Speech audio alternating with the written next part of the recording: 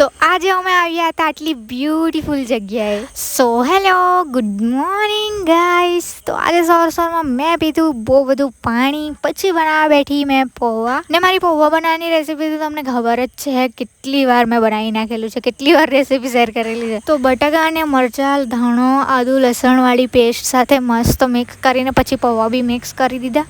તો પૌવા બની ગયા એટલે મેં ગરમ ડીશમાં કાઢી બી લીધા અને મસ્ત નાસ્તો કરી લીધો. પહેલાં તો નાસ્તો કરીને પછી મારે કામ હતું દીદીના રૂમ પર. તો અમે જવા લાગ્યા દીદીના રૂમ પર. ત્યાં આવીને થોડી વાર બેઠી, એટલી વારમાં સેજુનો કોલ આવ્યો કે ચાલ આઈબ્રો કઢાવવા જવાની હતી તો લઈ જાઉં એમ. તો તમને મેં કાલે કીધું હતું ને કશે જવાના છે આપણે, તો આઈબ્રો તો કરાવવા પડે ને, તો આઈબ્રો વગર સારું નહીં દેખાય એટલે મેં જવાની છું આઈબ્રો કરાવવા. એમ તો આઈબ્રો કરાવવા જતાં મારી આત્મા નીકળી જાય કે વાળ કેટલા ખેંચાય, તો પણ હવે કરાવવું તો પડશે જ. આજકાલ તો મારા વાળ બી વધારે ખરવા લાગ્યા છે ગાઈસ. તો ફટાફટ વાળ બાંધીને મેં હતી રેડી, ને રેડી થઈને મેં જોયા કરતી હતી મસ્ત તારક મહેતા કા ઉલ્ટા ચશ્મા. આજ એક એવો ટીવી શો છે જે આપણે કોઈ બી એપિસોડથી જોઈએ મજા જ આવે, સાચું જ. તો મેં ટીવી જોયા કરતી હતી એટલી વારમાં આવી સેજુ. તો પછી સેજુ સાથે અમે નીકળી ગયા વાસ્કોઈ જવા માટે. વાસ્કોઈ આવીને અમે જવા લાગ્યા હતા સીધા આઈબ્રો કરવા માટે. પહેલાં તો આઈબ્રો કરાવીને પછી મેં આવી ગઈ હતી બેકરીમાં પેંડા લેવા માટે, કેમ કે મારી દીદીને પેંડા ખાવાની ઈચ્છા થઈ ગઈ. તો તેના માટે પેંડા લઈને પછી અમે આવી ગયા હતા અસ્તર લેવા માટે. મારી કુર્તીનું અસ્તર લેવાનું હતું.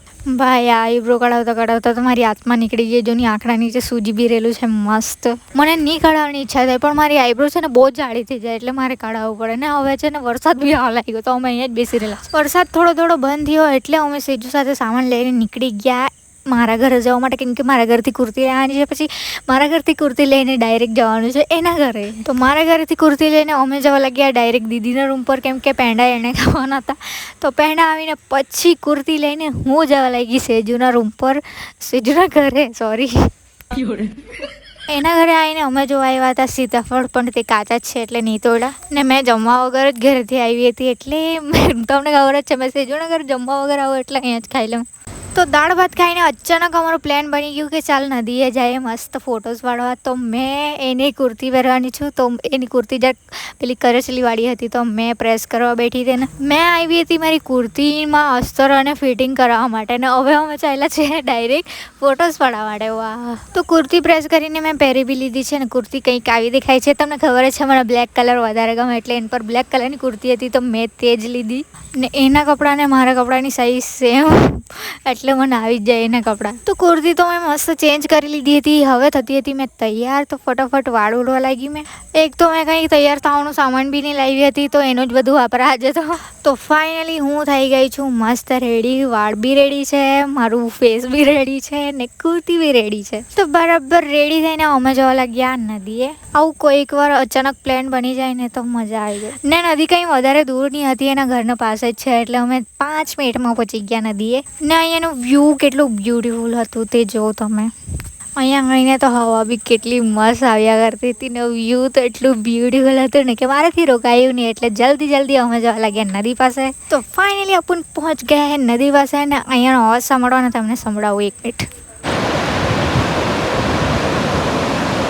તો અહીંયા મસ્ત વ્યૂ હતો એટલે અમે બહુ બધા ફોટોસ વિડીયોઝ ઉતારી લીધા. એને બી ફોટોસ પાડી આપ્યા. પછી અમને જવાની ઈચ્છા થઈ બીજી જગ્યાએ જ્યાં એકદમ લીલું છે ને તે જગ્યા. તો અમે આવી ગયા ત્યાં, ને ત્યાં મને દેખાઈ ગયા બ્યુટીફુલ ફ્લાવર્સ.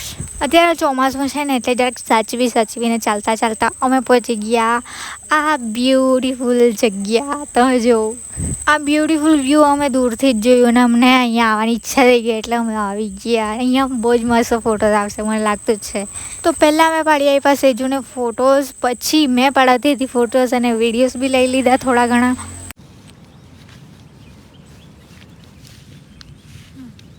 તો અહીંયા બહુ જ બધા ફોટોસ અને વિડીયોઝ અમે લઈ લીધા. પછી અમે જવા લાગ્યા ઘરે. ને અહીંયા પાછળનો વ્યૂ તો જો કેટલું ખતરનાક થઈ ગયું હતું. તો આ મસ્ત વ્યૂ જોતા અમે જવા લાગ્યા સેજુના ઘરે. મારા ઘરે ને હા સેજુના ઘરે. તો સેજુના ઘરે આવીને મને દેખાઈ ગયું આ બોલે તે, મતલબ આ ટોય આપણે જે બોલીએ તે રિપીટ કરે ને તે.